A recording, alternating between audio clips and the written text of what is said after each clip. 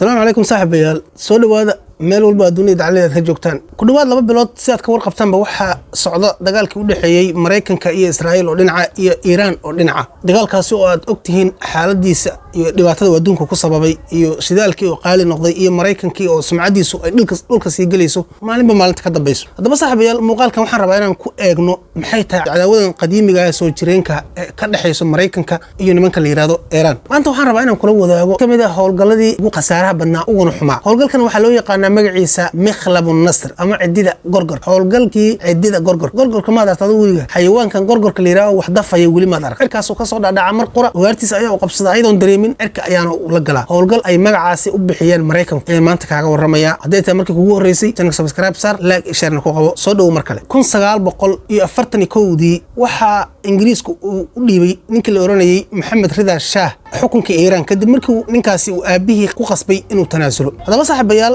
laga bilaabo taariikhda ayada ah ilaa laga soo gaaro 1979 waxa wadankan haystay ninkii la oranayay Shah Maxamed Rida Shah laakiin 1951 markii ay taariikhdu ahayd ayaa رئيس الوزراء اللي أورنجري محمد مصدق أي أفغانبية كده مركي وأركن إنكاني سيدي وجنوج لا عدوج ودنك إيران أو هرر قلبات كجارهان إنك الأورنجري إنجليز أو ودنك الجميستي إنجليز وحوها من إسكاق قاطع خيرات كودنك كورن بإسكاق جرتا سيد أتكو قرني سامبا ودنك بقول الجميستنا وحوها كي خيرات كيس إسكاق قاطع عير صاحب بيال شعب إيران وحي كدالين جميستهن مروا بابا هنتدو ذي حوله ذي معادن تو دعية وحنا وهاش ذلك إيران كصب حرن إنجليز وكي قاطع نكن أيانا مسؤول وها الأوراني محمد رضا بهلوي oo gumeystaa la shaqaysan jiray shacabkiisana ku haystay hadaba saaxiibayaal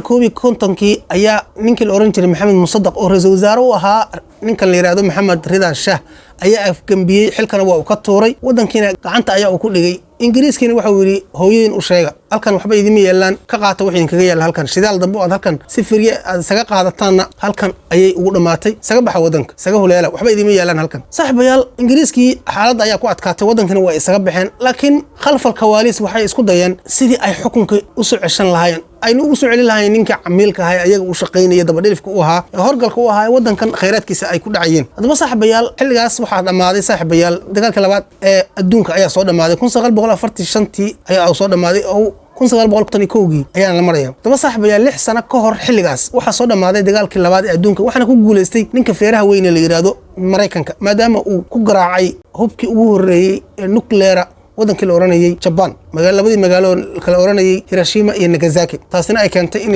Japanesku ay isdhiibaan oo ahaa quwadii ugu dambeysay ee dagaalkii labaad ee adduunka Hitlerna waa kii la jabiyay oo Jarmalku waa sida ku jabay Mareykanku marka maadaama uu soo guuleystay wuxuu xaliif leeyahay Faransiiska iyo ninkii la oranayay Ingiriisna wadankan Iran la yiraahdo asaga ayaa marka hore gumeysay jiray asaga ayaana shidaalka iska qaadan jiray wadanka khayraadka oo idilna asaga ayaa iska qaadan jiray soo marayo ninkan camiilka ee dabadhilifka wadanka uga shaqeeyo saaxiibayaal maadaama xilkii laga tooray ninkii la oranayay Maxamed Rida Bahlawi oo boqorka ka ahaa wadanka Iran Ingiriiskana ay sida kaga baxeen Ingiriiski iyo Mareykanka oo markan wada socdo ayaa mukhaabaraadkoodu waxay maleegeen afgambi military oo ay u adeegsadeen mid kamid ah saraakiisha ciidanka Iran deedna waxa la afgambiyay meesha afgambiga ku qabsaday Maxamed Musaddaq generalkan waxa la dhahayay Fadlallah Zaidi waxaana uu qoys ahaan isxigay ninkan la oranayay Shah gacanta ayaana lagu dhigay ninkii Maxamed Musaddaq ee ra'iisul wasaaraha wadanka ahaa ee wadanka ka ceyriyay markii hore ninkii Shah la oranayay kadibna xilkii ayaa sidaas ugu soo laabtay ninkii Shah ee dabadhilifka u ahaa Ingiriiska laakiin markan Ingiriis kaliya ma aha Mareykan iyo Ingiriis oo wada socdo ayaa wadankii ku habsaday ayagoo ninkan camiilka meesha kaysaday shidaalkii wadanka iyo khayraadkii wadankana shirkadda British Petroleum la oranayay oo Ingiriisku la kaliya ay shidaalka ka qaadanaysa wadankan markan Mareykanka iyo Ingiriisku wada socdo ayaa waxay bilaabeen in shidaalka wadanka ay iska dhurtaan waxay xaaladdu sida ku socotaba saaxib waxa la soo gaaray 1979 waxa guuleystay markan kacdoonkii Iiraaniyiintu ay ku qaadeen gaar ahaan kuwoodan shiicada ah wadaadada hogaaminaya ninkii la oranayay Khomeini wadanka Iiraan thawrada islaamiga ayaana guuleysatay oo islaamiyiinta shiicada ah ay ku qabsadeen wadankan ninkii Maxamed Rida Bahlawi Shah la oranayna halkaasi ayaa laga saaray oo waa u cararay laakiin kadib markii uu cararay wadamo badan ayaa u tagay ilaa ugu dambeyn wadanka Mareykanka la yiraahdo uu maartay iska dhiibay oo bartaasi uu tagay asagoo ku andacoonay inuu xanuunsanaa oo kansar uu qabay Mareykanka uu isku soo daweynayo hadaba saaxiibayaal arintu markii halka marayso niman arday ahaa oo ardadii Iran jaamacadaha dhiganaysay na taageersanaa xukunkan islaamiga ayaa waxay ka caroodeen in Mareykanku uu soo dhaweeyo ninkii dabadhilifka u ahaa Ingiriiska iyo Mareykanka ee wadankooda gumeystaha hore gacanta ugu geliyay ayagoo arinta ka canaaqsan ayaa waxa ay weerareen oo ay marka hore mudaharad ay sheekada ku bilaabatay laakiin markii dambe waxay soo bedeshay weerar ay ku qaadeen safaaradii Mareykanka uu ku lahaa wadanka Iran gaar ahaan magaalada Dhahran saaxiibayaal halkaas markii ay ardadu ay weerartay waxa ay gacanta ku dhigeen 52 kamida shaqaalihii safaaradda Mareykanka ee wadanka Iran kuwaas oo isugu jiray askartii waardiyeysay safaaradda ciidamada Mareykanka iyo shaqaalihii diblomaasiyiinta ay ka shaqeynayay safaaradda dhamaantoodna gacanta ayaa ay ku dhigeen waxaana la arkay markii ugu horeysay diblomaasiyiin Mareykan oo indhaha ay ka xiriyeen oo kaamiraadka adduunku ay soo qabteen saaxiibayaal arintaas markay dhacday wadanka Mareykanka xilligan waxa madaxweyne ka ah ninkii la oranayay Jimmy Carter kadibna arin uu qaadan waayay ayay noqotay waxaana uu la soo xiriiray nimankii qabsada meesha ee Khomeini iyo asxaabtiisii waxaana uu ku yiri waxaan rabaa inaad ii sii deysaan waxa weeye maxaabisteed iyo diblomaasiyiinta safaaradda ka shaqeynaya waa inaad sii deysaan adduunka waxa weeye kuma jirto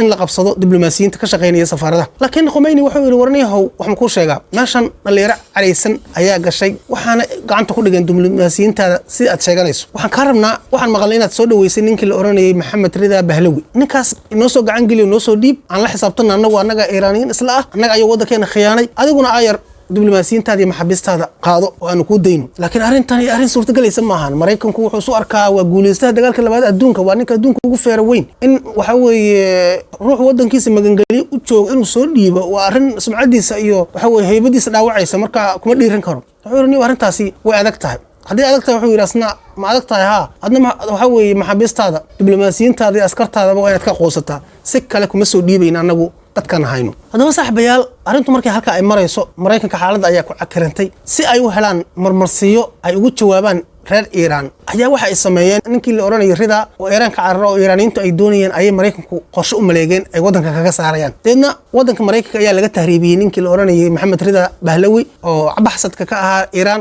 waxaana la geeyay Panama kadibna Panama Anwar Saadaadkii xukumayay Masar ayaa Panama diyaarad ugu diray deedna Panama laga soo qaaday waxa la keenay wadankii la oranayay Masar sidaas ayaana ay Mareykanku ku tahriibiyeen ninkii la oranayay Maxamed Rida Bahlawi oo ah shaahi Iran xukumayay hadaba saaxiibayaal Mareykanku kadib markii uu tahriibiyay ninkaasi asaga ah Iiraaniyiintu waxa ku yiri war ninkii asaga ah waa fakaday gacanna kuma hayno inama waxaan ka rabnaa maxaabisteena nasiya deedna Iiraaniyiintu waxay ku yiraahdeen jawaabteenu way caddahay ninkaas ninka tahriibiyay hadayna ninka keenina waxba idin ma hayno madaxweynaha Mareykanka xilligaas Jimmy Carter wuxuu ka qoostay inuu si diblomaasi ah ku helo ragiisii maxaabiista ahaa ee laga qabtay safaaradda Mareykanka ee Dhahran kadibna waan awood badan kuna guuleystay dagaalka labaad ee adduunka waxa uu maciin biday inuu muruqiisa isticmaalo marka xoogna uu ku soo furto ragaasi laga haystay 52 diblomaasi askartaba isku jira daba saaxiibayaal halkan markay imarayso Mareykanku waxa uu dejiyay qorshe ciidan oo aad u cajiiba kaasoo ku soo furanayo raggii laga haystay maxaabiista ugu raggani waxay ku xiriyiin wadnaha Iran caasimadda ayay ku xiriyiin gaar ahaan safaaradda Mareykanka ayay ku xiriyiin sidee ayaa lagu soo furanaya hadaba saaxiibayaal Mareykanku waxa uu qorsheeyay howlgal military in lagu soo furto nimanka ayaga ee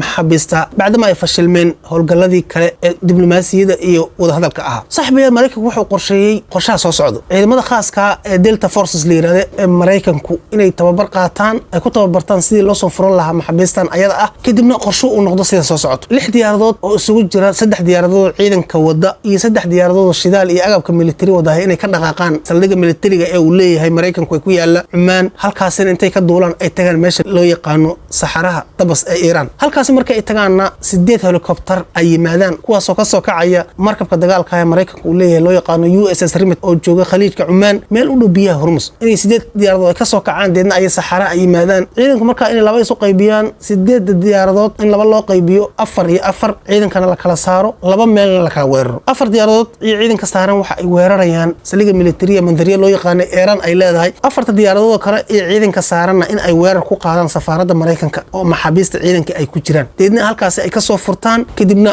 ay geeyaan garoonka kubadda lagu ciyaaro ee u dhow halkaasina helicopteradu ay ka qaadaan kadibna ay isugu geeyaan saldhigga military ee mandariya ee ciidamada Mareykanka ay hore u qabsadeen deedna halkaas laga qaado diyaarad AC-141 oo Iran ay leedahay oo saldhiggaasi taala in askartan iyo waxa weeye maxaabiistii ay soo furteenba ay raacaan sidaasna ay si nabadgelyo halkaas uga duulaan kadibna ay Mareykanka ku tagaan sidaas ayaa Mareykanku qorshay ciidamadana lagu soo tababaray laakiin saaxiibayaal waxa dhacay wax aan ciidana aan ay ku talagelin Mareykanku qorshahaasi aad bay ugu tababarteen ciidamadana si fiican ayaa loogu tababaray ilaa iyo haddana waa okay diyaaradii loogu talagalay oo lixda way soo duuleen waxaana ay yimaadeen meesha la yiraahdo saxarihii tabas ayay ku soo degeen si bila dhibaato ah laakiin saaxiibayaal xagee wax ka dhaceen sidoo kale diyaaradihii helikobtarada ahay sideedaha waxay ka kaceen markabkii USS Remit ee marayay meel u dhow biyaha Hormuz ayana jidka ayay qabteen laakiin saaxiibayaal markii ay diyaaradihii hawada galeen helikobtarada ahaa kuwii kalena ay degeen oo saxaraha tabas ay joogaan ayaa saxarihii tabas waxa ka kacay duufaan aan inaba caadi ahayn oo iyadoo kale aan weligeed la arag cirkiyo dhan ayaa isqabsaday ogow howlgalku xilligu dhacaya waa xilli habeen deedna diyaaradihii ayaa waxba arki waayay waana ay soco waayeen jihadii iyo halkii u socdeenna waa ay ka luntay xaaladii markii aad ay u adkaatay diyaaradeen ay waxba arki laayihiin na ay isku dhaxyaaceen dabaysha iyo carrada dhaxaysa daraadeed ayaa diyaaradihii laba ka midihii ay awoodi waayeen inay socdaan waxaana ay ku laabteen markabkii ay markii horeba ka soo kaceen ee USS Remit ee Mareykanka u lahaa lix diyaaradood ayaa soo hartay lixdii diyaaradood ayaa waxay go'aan ku qaateen inay howlgalkii sii wadaan halkii lagu ballamana ay aadaan lixdii diyaaradood waa ay soo dhaqaaqeen waxaana ay yimaadeen saxarihii tabas hal saac iyo bar xilligii lagu ballamay kadib oo ciidanku xilliga ay ballameen hal saac bar kadib sababtoo howlgalku waqti ayaa uu leeyahay wax walbana qalin iyo warqad ayaa marka hore lagu soo xisaabay minute kasta ama daqiiqad kastana waa mid lagu xisaabtamayo saaxiibayaal diyaaradii markii ay soo degeen mid ka midihii waa ay nuucsan waysay oo matoorka ayaa ciladi kaga timid bartaasi ayaanay ku halawday waana ay dhaqaaqi waysay diyaaradihii intii cirka ay ku soo jireen helikobtarada ahaa ayaa ciidankii dhulka degay ee lixda diyaaradood la socday waxaa soo galay gaari booyada oo nin Iiraaniyo uu ku tahriibinayo shidaal oo socota saxaraha ayaa soo gashay deedna ciidankii waad garanaysaa dhul cadow bay joogaan waana ay naxsan yihiin waxay u maleeyeen inay fashilmeen Iiraaniyiintina ay soo weerareen ayaa ay moodeen deedna askari kamid askartii ayaa gantaal qabadsiiyay booyadii ilaan booyadani waxay tahriibinaysaa shidaal mid Iiraaniya ayaaba shidaal ku tahriibinayo oo si tuuganimo shidaal ku wada habeen madow gantaalkii ayaa askari wuxuu la helay booyadii deedna saxarihii mugdiga ahaa ee habeenka madow howlgalka laga waday ayaa maalin isku bedelay qaraxa meeshaas ka dhacay daraadeed gaari yar oo booyada daba socday oo watay ninkii shidaalkan tahriibinayay ee Iiraaniga ahana markuu xaalada dhacday arkay uu kala fireeyay waana cararay taasina waa dhibaato kale howlgalkan in qof arkay oo badbaada maba loogu talagelin sababtoo ah sirta ayaa u fashilinaya haddaba saaxiibayaal lixdii helikobtar ee ka soo kacay markabkii waa ay yimaadeen xusisnow sideed bay ahaayeen laba waa ay laabteen waxaan u laabteen markabkii oo waa ay sii socon waayeen maadaama ay khalkhal ku yimideen nidaamkii ay ku soconayeen diyaaradu daba saaxiibayaal lixdii diyaaradood waxay ka soo degeen saxarihii tabas askartii oo xaalad adag la kulantay booyadna gubay aad u argagaxsan ayay halkaas yimaadeen markii ay soo degeenna waxaa halaabay lixdii mid kamida diyaarad lixdii kamida ayaa matoorkeedu halaabay waxaana awoodi waysay inay howlgalkii sii wado diyaaradii soo haray waxay noqdeen shan diyaaradood ayaa soo hartay madaxweynihii Mareykanka xilligaas Jimmy Carter Pentagonka ayaa u fadhiya asagii odayaashiisii halkaasi ayaana kala socdaan wax walba oo dhacaya taaka ayaa halkaasi kala socdaan xaaladii markii adkaatay nin la ogaaday inaan la howlgalka aan la sii wadi karin sababtoo sideed diyaaradood oo loogu talagalay howlgalka ayaa saddex ka mid qadka ka baxday oo shan diyaaradood kaliya ayaan haysanaa ciidankan intaan la egna shan diyaaradood laguma wadi karo oo khatar lama gelin karayo haddaba saaxiibayaal ninka Jimmy Carter wuxuu arkay xaalku inuu u socdo si uusan jeclaysan wax walbana ay kharibmeen howlgalkiina uusan sii soco kareenin saddex diyaaradood ayaa qadka ka baxday laba markabkii ku laabatay iyo mid saxarihii tabas ku halawday iyo qaraxyo dhacay oo meeshii ka dhacay deedna amar buu bixiyay Jimmy Carter inaan howlgalka la sii wadi karin bartaana lagu joojiyo mar kalena barta laga duulo ciidamadii iyo mid diyaaradood ay ku laabtaan helikobtaradana ay kacaan oo halkaasi iyo meesha la yiraahdo markabkoodii ay isaga laabtaan haddaba saaxiibayaal meesha markii ay wax marayaan amarkiina la qaatay nan la doonayay in la laabto diyaaradaheena la galay ayaa diyaaradihii mid kamid ah helikobtar markii ay kacaysay ayaa waxay garabka ku qaaday mid kale oo diyaaradii waaweynaha ee siiga ahaa oo shidaal ximbaarsan meeshaasna ka dhaca qarax kale oo weyn oo aan inaba caadi ahayn laba diyaaradood oo midii shidaalka waday iyo tii helikobtarka ahayd ayaa isku dhacay qarax aan inaba caadi ahayn ayaa halkaasi ka dhacay saaxiibayaal waxaan halkaasi ku naf waayay 8 askara oo ka tirsan ciidanka gaarka ah ee Delta Forces ee la rabay in howlgalka ay fuliyaan musiibadii ayaa sii xumaatay kadibna intii soo hartay ayaa halkii isaga carartay ayagoo halkaasi helikobtartii qaraxday tii kale waxa way motorku ka halaabay diyaaradii weynaa oo qaraxday wixii dhan halkii lagaga cararay meeshii ayaana ay ka laabteen nimankii ayagoo cid la dagaalantana aanay jirin laakiin haddana dhibaatada iyo khasaare ugu xumaa abid ayagoo ximbaarsan ayay haddana bartaasi ka laabteen maalintii labaad markii la gaaraba ninkii Jimmy Carter wuu soo istaagay waxaana uu qirtay wixii dhacay iyo fashalka ku yimid howlgalkii gaarka ahaa ee lagu badbaadin lahaa diblomaasiyiintii maxaabiistii ay Iiraan ka haysteen ninkii la oranayay Mareykan haddaba saaxiibayaal ninkii Jimmy Carter markuu arkay waxa dhacay idaacada ayaa soo istaagay waana uu qirtay guuldarradiisii saaxiibayaal ninkii Khomeini ahaa ee Iiraan xukumayay waxa uu arkay subaxii dambe hadii la gaaro wixii dhacay ayaa uu ka warhelay kadibna telefishinka ayaa soo istaagay dadkiisi ayaana la hadlay waxaana uu yiri duufaantii xalay Sahara dabas ka kacday waxay ahayd mid ka mid ah mucjisooyinka rabbaaniga ee ilaahay dadkiisa muslimiinta ah mu'miniinta ah reer Iiraan uu ku ilaaliyay in allaha yudaafi'u 'ani alladhina aamanuu in allaha la yuhibbu kulla khawaanin kafuur aayadaasi ayaa u daliishaday dadka reer Iiraanna kuwooda iimaanka yaraa waxay aamineen ninkani inuu mucjisadiisa wataba oo sheekh uu yahay Khomeini shaydaankii عميلك هانا وماشي كبحي نين ودادو وناكسنا وعدو جيس إيه صاحب كيس جرانا هنا ودنك لو ريجي تحسنا وحي كانت إنه تاجرات بدن وهلو نينكي خميني قضي ويل كاي أيان ويدريين نمنكي إسرائيلي مريكان دو صاحب يال سداسي أيا ودعي هولجل كيف فشلمي هولجل كان مريكان كوحي يقوم مقعدرين هولجل كي عديدة غرغر ما دارت هذا هالمرقرة أيوه هو ده سكشر على وقارتيس أيوه أيضا دريم المرقرة قبصدا هذا نعرك أيوه ولا سجلا سداسو كله أيا وحي يقول ترجلين in ay marqura cirka ka soo dhacaan ciidamada Delta Forces ay ku dul degaan halka maxaabiista lagu hayo marqurana ay diyaaradaha hadana ay ku qaadaan cirka ay la galaan laakiin wax walba fashil ay ku dhamaadeen ninka la oranayay Jimmy Carter waxa uu ku fashilmay inuu soo badbaadiyo maxaabiista Mareykanka laga haystay iyo inuu badbaadiyo subcadii Mareykanka ee dhulka ay geliyeen Iiraaniyiintu waxaana xilligaasi muddo xileedkiisu Mareykanka uu marayay gabagabo waxaana xilka kula tartamayay in la yiraahdo Ronald Reagan oo kaasoo kaga guuleystay doorashadii Mareykanka ee waqtigaasi dhacday 1980kii maxaabiista Mareykanka ee Iiraaniyiintu ay haysteen waxa la sii daayay 1981kii kadib markii madaxweynaha cusub ee Mareykanka Ronald Reagan uu yimid oo Iiraaniyiinta uu la wada hadlay ayadoo ay dhaxdhaxaadanayso wadanka la oranayay Algeria ama Jazair kadibna halkaasi ayaa lagu sii daayay 52 maxaabiista ee Mareykanka ahaa ee Iiraaniyiintu ay haysteen haddii halkan soo gaartay aad baad u mahadsan tahay daawashada muuqaalka daawatay subscribe saar like share ku qabo aad baad u mahadsan tahay assalaamu calaykum wa rahmatullaahi wa barakaatuh